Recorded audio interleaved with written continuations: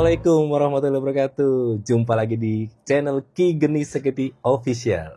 Nah, saya sekarang ada di Padepokan Tapa Pendam bersama empunya. Siapa lagi kalau bukan Ki Geni Seketi? Asik. Apa kabar Ki? Sehat Om? Alhamdulillah. Lama tak bersua. Lama banget tak bersua. Sengaja nih iya. saya diculik hari ini. Katanya mau diajak jalan-jalan, gak taunya Disuruh nanya. doang ya. Ki, Heeh. sibuk apa sekarang? Kalau sibuk sih masih bisnis, usaha, ritual itu masih berjalan semuanya. Masih jalan semua ya. Ya. Bisnis. Pasien masih berdatangan. Ya? Kalau untuk klien kita batasin sih Om. Per bulan itu dibatasin paling berapa orang gitu. Oh, iya. Jadi nggak semuanya diterima. Tapi untuk sesi konsultasi itu kita layanin terus. Tatap muka langsung atau? Ada yang by WhatsApp, WA, dia cuma chatting doang, ada yang telepon, ada yang video call, terus ada juga yang datang langsung buat janji temu. Iya. Mengingat kondisi kesehatan juga ya. Iya Om, jadi nggak. Saya berapa kali lihat storynya Ki Geni, bentar-bentar rumah sakit Pondok Indah lagi, rumah sakit Pondok Indah. Karena terlalu ini Om, satu terlalu sibuk, kedua makan terlalu enak. Makan terlalu enak. Karena kan sama klien kadang yang di kerjaan yang di usaha itu kadang diajak makan apa yang enak-enak, akhirnya lambungnya sudah tidak. Oh jadi bukan karena ini kecapean kan juga, profesi juga. Sebagai pakar spiritual gitu kan. Ya orang lihatnya kan. Iya. Ada lempar-lemparan nih. Kalau itu kan ada waktunya Om, hobi. Jadi dijadikan sebagai hobi, di mana kita ritual itu memang hobi dari dulunya, bantu orang ya. Ataupun orang yang punya masalah kita ritualkan sampai selesai gitu kan. Iya. Tapi untuk yang usaha, bisnis, cari duitnya ya bisnis ya. Ki, hari ini kita mau bahas tentang pesugihan. Asik. Iya. Kan berawal dari kata sugih, kaya. Siapa sih nggak mau kaya Ki? Betul. Ya kan? Orang merantau ke kota ya, dengan tujuan satu, pengen sugih. Atau orang memulai bisnis atau mungkin bekerja di suatu tempat dengan tujuan sugih. Betul. Harta pasti. Ya. Betul. Kalau di zaman sekarang Ki, masih relevan nggak sih Ki pesugihan? Kalau untuk pesugihan sendiri sampai zaman sekarang pun tuh masih relevan dan masih suatu hal yang wajar, Bang. Karena kan orang kan harus sugih dulu, harus mapan dulu, baru dia bisa dermawan. Oke. Ya kan? Dan mendapatkan sebuah ketenangan finansial dalam kehidupannya. Jadi nggak boleh ada orang melarang pesugihan. Ya kan? Tapi caranya, caranya ya. Iya, tinggal cara sugihnya tuh gimana? Apakah dia dengan usaha atau meminta sesuatu yang instan ataupun pertukaran lah bisa dibilang. Kata instan ini kan banyak arti ya. Iya. Ada orang mungkin ya kalau sekarang zaman modern mungkin orang dengan mudah buka HP, lihat buka aplikasi apa namanya yang finance itu kan? Oh iya trading atau mungkin Bitcoin dan lain-lain. Pinjol itu kan salah satu juga. Itu nggak kaya Om. Nggak kaya. Kalau itu malah makin hancur kita. Semakin kita banyak utang makin kita hancur. Kecuali kita berhutang untuk berusaha, untuk ada usahanya. Dan ada perhitungan yang matang sehingga itu bisa tertutup. Jadi ngebuat kita nggak jadi susah gitu. Kalau pesugihan sendiri, sejauh yang kita tahu, ini memang sudah ada di bumi Indonesia ini ya, udah lama ya Ki. Itu apakah memang sudah menjadi apa ya? Kalau tradisi bukan ya. Jadi lebih ke arah praktik okkultisme. Iya, jadi praktik okkultisme di zaman dahulu orang menginginkan sebuah kekayaan dengan meminta kepada yang bukan yang ada di agama. Jadi memintanya tuh kepada lelembut untuk meminta kekayaan instan. Ini jalan pintas berarti. Jalan pintas. Kalau bicara tentang lembut tadi berarti selalu ada peran lelembut atau makhluk yang di luar manusia ini yang berperan. Selalu ada yang berperan. Jadi ada peran itu. Jadi gini, praktik kan sugih itu wajib, kita harus sugih ya gitu. Tapi pesugihan itu berarti melakukan ataupun menghalalkan semua cara. Praktik melakukan sebuah cara untuk mendapatkan sebuah kekayaan dengan cara instan ataupun bantuan dari alam semesta atau dari bangsa halus yang disebut jin ataupun lembut tadi. Nah, mereka meminta dengan pertukaran ataupun menukar sebuah keimanannya, keyakinannya kepada sang lelembut sebagai sumber di mana untuk menyedot semua keberuntungan ataupun kerezekiannya. Jadi udah beda konsep memintanya. Sudah beda konsep. Kalau meminta keberuntungan, apakah ada yang harus digantikan? Saya pernah dengar gini, Ki. Jadi ketika kita dikasih pesugihan harta itu yang dari perjanjian kita dengan alam lembut itu ada yang dikorbankan, entah itu tumbal atau rezeki masa depan kita atau anak cucu kita yang ditarik lebih dahulu. Betul gak sih? Ada yang seperti itu pertukarannya. Jadi gini Om, kita berbicara ini bukan kita membenarkan pesugihan itu ada dan masih berjalan, tetapi lebih ke arah karena gini Om, banyak oknum-oknum sekarang itu menjerat orang untuk sebagai tindak kejahatan. Mereka mendapatkan keuntungan pribadi dari menjual pesugihan ini tadi. Menjual ya? Iya, jadi mereka jualan iklan di mana bisa pesugihan. Kita datang ke gunung mana, ke gunung A, B, C, terus harus motong kerbau, sapi atau kambing atau cemani atau apa untuk pertukaran. Tetapi oknum ini menggunakan niatnya itu untuk menipu. Jadi dia juga melakukan tindakan itu untuk memperkaya diri sendiri. Betul. Untuk kebutuhan hidup dia gitu kan. Nah, karena kan orang yang lagi terdesak ataupun yang lagi terlilit hutang akan melakukan berbagai macam cara, bakal mengikuti semua apa yang diperintahkan. Di saat itu dikasih iming-iming kekayaan. Nah, bahkan mereka bilang, wah ini bakal ada duit instan datang berapa miliar, ada yang nanti yang ngantarin pakai tas, terus ada yang lipat ganda uang. Itu kan iming-imingnya itu ngebuat orang itu berfantasi dia bakal bisa lepas dari masalahnya dan ini adalah solusi terakhirnya. Dan di solusi ini dia harus membayar lagi dengan cara mereka entah ngejual apa ataupun mereka berhutang lagi yang akhirnya makin sengsara hidupnya. Makin habis-habisan jadi. Betul. Makanya di zaman dahulu itu pesugihan itu Om, kita itu disuruh, kita harus punya usaha dulu. Misalkan warung bakso atau warung sembako gitu kan. Nah, nanti dia datang tuh Om, pergi ke Gunung Kawi misalnya. Gunung Kawi itu kan bisa dibilang itu adalah afirmasinya, sebuah keinginannya dulu, sebuah harapan yang besar dan itu diwujudkan secara pikiran. Dia melakukan sebuah attraction, menarik semua energi itu, akhirnya dia action jalan ke Gunung Kawi. Ada timbal balik antara dirinya dengan alam semesta yang ada. Dengan alam semesta. Nah, dia pergi dan actionnya kan dia punya usaha juga nih. Ada bekal usaha dulu. Ada bekal usaha dulu. Jadi, saya potong. Jadi nggak bisa orang yang emang, mohon maaf ya, ini benar-benar orang nganggur. Nggak ada kerjaan. Ya. Tiap hari kerjaan rebahan atau apa. Terus ke Gunung Kawi nih. Berharap, ya oke lah melakukan ritual apapun. Berharap dia jadi kaya. Itu nggak bisa, Bang? Itu bisa. Dimungkinkan bisa, tetapi itu hampir 30% Om.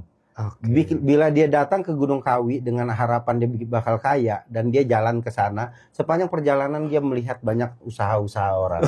Akhirnya di saat udah sampai sana, alam semesta itu mendukung mulai dari pikirannya. Iya. Untuk ngebangkit, wah, gue bakal bisa kaya nih. Kayaknya jualan ini bagus nih gitu. Akhirnya dia akan melakukan pencerahan di situ. Pencerahan.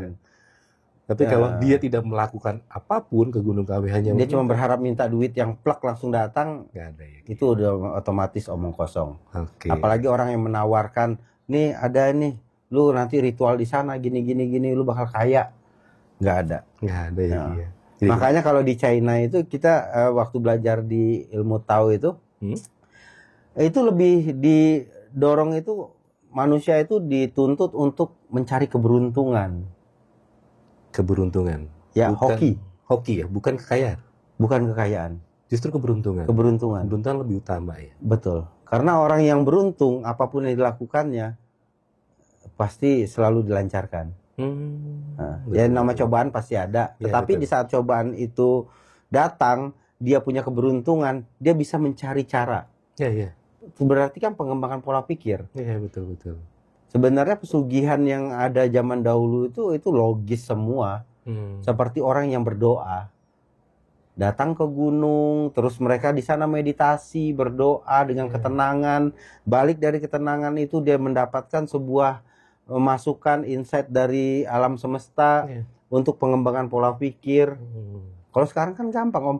Pesugihan cukup aja kita buka HP, buka internet, cari bisnis apa yang lagi viral, yang lagi rame. Betul kan? Betul. Terus bagaimana kita berbicara tentang belajar tentang personal branding, ibaratnya kita mengembangkan daya pikir, potensi diri kita, ya.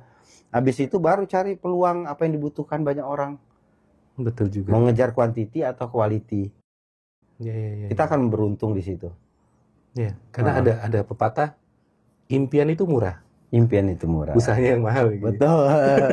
Berarti kan harus ada. Makanya kalau kita balik lagi ke pelajaran tentang marketing dari Robert Kiyosaki kan, itu kan kita disuruh mencari koneksi sebanyak-banyaknya.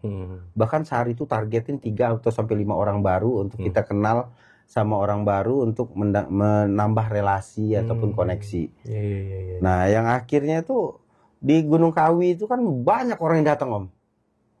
Pelabuhan Ratu, Pantai Selatan, banyak orang yang datang. Pelabuhan Ratu termasuk juga ya, Ki? Iya, banyak yang minta ke situ karena kan ada pesugihan juga di sana kan. Ada ya. Makanya kayak kita lagi ritual ketemu sama orang baru, Mas ya, usahanya betul. Apa Mas gini. Akhirnya oh ya aku buka usaha ini kayaknya laku nih gitu. Ya jatuhnya networking gitu. Networking ya. Om. Betul. Jadi pesugihan itu ya baliknya keberuntungan. Nah, ada lagi memang permintaan kepada lelembut tadi.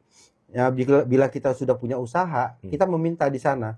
Saya meminta agar saya kaya raya, usaha warung, misalnya makanan bakso saya ini laris manis. Yeah. Nanti saya akan datang lagi ke sini. Nah, itu kan perjanjian. Oh, ketika kita memberikan komitmen pernyataan. Saya akan datang lagi. Sepakatan. Itu jadinya udah perjanjian. Udah perjanjian. Jadi kalau misal datang lagi ke situ mau apa, Ki? Ya ibaratnya rasa syukur terima kasih. Syukur terima kasih. Makanya banyak orang bolak-balik Om ke Pantai Selatan itu untuk ritual, katanya recharge. Tapi dalam artian yang filsufnya itu mereka tuh lebih berterima kasih kepada bersyukur ya. Iya. Rasa syukurnya diungkapkan ya mungkin dengan ada sesajen. Ada sesaji ya. Jadi kalau orang awam mungkin menganggap sesajen itu sebuah kan kalau zaman sekarang kayaknya lebih kayaknya terlalu musrik ya. Musrik dan segala macam. Mungkin rasa syukur orang yang mungkin sudah ya bukan berarti semua dibantu oleh lembut mungkin dari usahanya betul. Akhirnya dirasa syukurnya itu dicapai dengan nih loh. Iya. Nah, kalau zaman dulu gini Om tentang sesaji ini. Jadi kayak zaman kerajaan dulu raja itu minta 1 tahun sekali itu kumpul, ataupun dijadwalkan misalkan 1 suro lah atau apa, ada ininya. Jadi mereka itu harus ngebawa hasil bumi sebagai udah kayak sesajen deh tuh, udah kayak tumpengan ya. Bawa tuh misalnya pisang, apa padi, apa semua selamatan lah. Kalau di Jawa Barat ada nama Serentahun ya, Wi ya. Nah itu bawa kayak gitu kan. Itu tuh untuk sebenarnya evaluasi dan koreksi bagi raja. Ya. Hasil bumi di daerahku sekarang tuh ada pisang, ini jeruk dan lain-lain. Berarti tahun depan kita harus ada ternak ayam. Besok ini lagi harus ada kambing, gitu loh. Biar pangan kita mencukupi dan lebih ibaratnya. Jadinya programnya diversifikasi, beragam. Betul. Ya kan? Mencoba bisnis yang baru. Wah, kita berhasil nih dalam pangan yang padi. Wah, kita berhasil nih dalam buah-buahan. Ini sama dengan sedekah laut berarti ya? Sedekah laut itu ada versi yang beda juga. Ada versi yang kayak itu hampir sama sih sebenarnya. Sedekah bumi, sedekah laut. Sedekah bumi, sedekah laut itu hampir sama. Tapi kan di sana kan mereka berdoa juga, Om. Berdoa. Ya? Berdoa itu kayak mengucapkan syukur kepada alam semesta, Sang Yang Widi, kepada bahwa udah disuburkan tanahnya. Udah disuburkan, udah dilimpahkan hasil dilimpahkan, bersyukur. Ya, bersyukur. Jadi konsepnya itu ngajarin kita itu untuk bersyukur. Iya, betul. Nah, sama halnya dengan kita pesugihan. Kita udah berhasil, kita harus datang lagi ke sana. Kayak recharge, kayak setoran, bahwa wah ini loh, aku udah berhasil. Aku bawakan nih sesaji, ini hasil-hasilnya gitu loh. Ataupun dalam bentuk apapun. Berarti kalau dalam bentuk apapun yang diberikannya, kadang ada yang bawa patung, ada yang bawa apa, ada yang renovasi tempatnya. Nah, itu berarti bermanfaat ya. Berarti kan dia memang sudah berhasil membuktikan keberhasilannya dalam berdoa untuk si makhluk yang ada di sana. Iya, betul. Gitu. Ya, ada timbal balik manfaatnya juga ada ketika nanti dibuatkan bangunan yang mungkin saung atau apa di sana bisa untuk berteduh. Ya. Lebih ada manfaatnya mungkin ya. Sama kayak orang misalnya datang ke aku ya. Ki, aku mau pasang susuk dong kata dia. Pasang susuk delima buat kerjaan biar hoki, biar lancar, biar apa. Pasang. Habis dipasang, dia berhasil dapat hasil yang sesuai dengan permintaannya. Pada akhirnya dia datang dong ke sini, Om. Ki, nih ya hadiah buat Ki Geni. Nih Ki ada makanan buat anak-anak di Padepokan. Rasa terima kasih. Rasa terima kasihnya. Ya, betul. Yang akhirnya kita lebih, wah syukur ya dia berhasil. Akhirnya kita ngedoain yang lebih lagi kan. Iya, betul. Jadi konsepnya itu hampir seperti itu, pesugihan itu. Jadi nggak ada yang namanya pesugihan, Om kena pinjol banyak, abis itu datang ke aku minta pesugihan, tiba-tiba pinjol tiba-tiba lunas, nggak ada. Nggak ada. Itu omong kosong. Iya, betul. Boleh ibaratnya aku berani taruhan deh. Cari pesugihan yang benar-benar bisa, aku rela taruhan apapun. Iya. Karena pesugihan tuh konsepnya kayak gitu. Jadi kita meminta dengan ketulusan, dengan keseriusan, dan dengan sesuatu yang lebih terbuka pikiran. Lebih terbuka. Meditasi itu kan gunanya untuk itu. Makanya raja-raja dulu kenapa mencari tempat untuk mereka itu meditasi. Agar apa? Agar bisa mendapatkan ketenangan, relaksasi, dan mendapatkan insight baru untuk petunjuk ke depannya. Gitu. Karena orang yang tenang, berpikirnya juga lebih tajam. Betul. Lebih jernih. Betul. Menghadapi masalah. Tapi kayak tadi raja contohnya. Menghadapi masalah yang ada di negaranya, di desanya, atau apa kan, dia akan terbuka pikirannya, lebih banyak ide-ide yang bisa dia salurkan. Makanya ya sama kayak aku lah, udah wah Ki Geni mah pesugihan. Wah iya pesugihan benar. Karena setiap jam 12 malam itu aku baca buku, Om. Lalu Om datang aja aku masih baca buku tadi. Betul. Ya kan? Itu ibaratnya kita tuh selalu menambahkan edukasi untuk diri kita sendiri, untuk mengembangkan usaha-usaha ataupun bisnis yang kita udah jalankan. Betul. Terus untuk ketenangan di diri kita, bagaimana caranya, itu harus dikembangkan terus. Makanya untuk kalian yang masih berharap dari pesugihan, apalagi dari iklan-iklan, dari Reels, TikTok atau apa yang bilang bisa pesugihan cara-cara gini, coba lihat dulu kehidupan si praktisinya.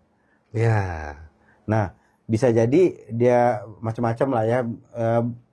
Coba dari caranya aja. Kalau tahu kalian punya hutang, terus dia suruh keluarkan mahar lagi, berarti itu udah otomatis oknum. Ya. Ya, karena banyak sekali memang iklan-iklan di media sosial. Media sosial lah. Iya kan? Itu kayak instan lah, pas segala macamnya. Saya masih berpikir begini Ki. Memang kebutuhan hidup dia semakin bertambah lagi. Semakin bertambah. Orang kalau saya bilang wawasan untuk mencari keberuntungan. Ini ngomongin keberuntungan lagi. Karena orang kan lebih banyak mengeluh ya Ki. Iya. Ketika dalam kondisi yang susah. Betul. Tapi wawasan untuk mencari keberuntungan itu ya dengan cara doa. Iya. Dengan cara usaha juga. Nambah relasi, nambah teman, nambah itu kan pasti disupport ya Ki ya. Pasti disupport sama alam semesta. Ya. Makanya kan ada 3 do tadi kan. Do affirmation, do attraction, do action. Betul. Semuanya harus dijalanin beriringan. Ini bukan pakar spiritual lagi nih. Bisnismen jadinya bahasanya. Kayak saya kalau ngomongin setan jadi. Tapi semua itu tetap sampai sekarang pun aku bukan meminta ya, tapi berdoa juga kepada Kanjeng Ratu Kutai Selatan. Karena apa? Karena kalau tidak diiringin aku meminta sama dia, berarti kan kita nggak meditasi Om. Yeah. Di saat di sana itu kan kita meditasi, mendapatkan ketenangan dengan suara ombak. Terus ada energi yang memang berbentuk seperti, makanya kenapa ibu gitu tadi. Panggilannya ibu. Iya. Dan kenapa di China juga ada namanya Dewi Kwan Im. Menggunakan gentong gitu keluar ibaratnya itu Dewi Rezeki. Gitu loh. Karena di saat kita meminta kepada ibu, doa itu lebih cepat. Oke. Simbolik. Iya. Betul, mistis betul. sih mistis. Mistis memang. Gitu. Tapi di balik mistis ini ada filosofi yang membuat kita ingat akan kehidupan di dunia ini, mengingat siapa sumber rezeki kita. Iya, betul. Semua atas doa restu ibu. Betul. Keberhasilan kita. Betul. Tapi kalau balik lagi nih, saya butuh cerita Ki Geni yang ini sebagai wawasan juga ya Ki, untuk para pemirsa juga. Ada nggak sih Ki entitas khusus yang memang ditugaskan atau dia berperan dalam proses pesugihan tradisional itu tadi Ki? Jadi untuk entitas khusus itu emang ada. Jadi dan itu ada beberapa macam. Mungkin nggak usah disebutin, takutnya jadi edukasi negatif. Ya, Jadi entitas khusus ini memang bangsanya itu dari bangsa iblis, dimana dia mengaminkan doa-doa yang tersesat. Doa-doa yang tersesat. Iya, jadi doa-doa ya. Ya mantra kan doa. Betul. Ya kan akhirnya mereka tuh udah putus asa meminta, saya meminta ini biar kaya gini. Akhirnya terjadi. Terjadi dia kaya, ada orang datang ngajak dia bisnis bareng, dia apa, akhirnya kaya. Tapi kan dia menjual keimanannya. Dia lupa nih kalau ini hasilnya dari jin tadi yang melancarkan. Sama kayak gendam, sebenarnya apapun yang kita lakukan itu kadang 11-12 tipis banget sama kemusyrikan. Gitu. Contohnya apa Ki? Kita datang nih misal ke gunung Pancar atau apa, kemana lah, serahlah gunung apa. Terus kita yakin nih di pohon gede ini bisa mendatangkan kekayaan. Termasuk, mohon maaf saya potong, di makam. Makam lah, terserah mau di makam pun. Terus kita nyembah lah di makam itu. Tolong buat saya kayak saya terlilit hutang banyak sekali gini. Sesaji buat ala kadarnya kan. Karena kan terbatas, hutang udah banyak. Jadi paling bawa kopi, rokok, apa. Seikhlasnya juga ya. Terus dia yakin 100% kepada pohon ini. Yakinnya kepada pohonnya? Udah. Yang akhirnya kan entitas di sekelilingin yang ngebantu. Bukan pohonnya? Bukan lah. Entitasnya? Entitas. Makanya mau dimanapun kita berdoa, asalkan doa itu didasari dengan keyakinan yang penuh, itu akan terjadi. Law of attraction kan. Tergantung siapa yang mau kita tarik nih. Ya, saya tertarik karena banyak sekali orang, saya terus terang kalau ke tempat wisata sekalipun, dan itu jelas-jelas tempat wisata ya Ki. Itu suka ada Ki, orang duduk semedi gitu. Iya. Iseng nanya kan ke penjaga tempat wisata tersebut, atau tukang parkir sekalipun. Iya. Banyak orang pada bakar itu, lupa ada kembangnya. Sekian Mas gitu. Nah, ini kan tempat wisata sih. Iya. Ibaratnya masa di tempat yang diyakini ini pesugihan masih ada yang minta sumbangan dan itu warga lokal. Betul. Ya kan? Betul. Jadi buat kalian yang punya pengalaman tentang pesugihan ataupun pertanyaan tentang pesugihan boleh langsung tanya di kolom komentar. Oke?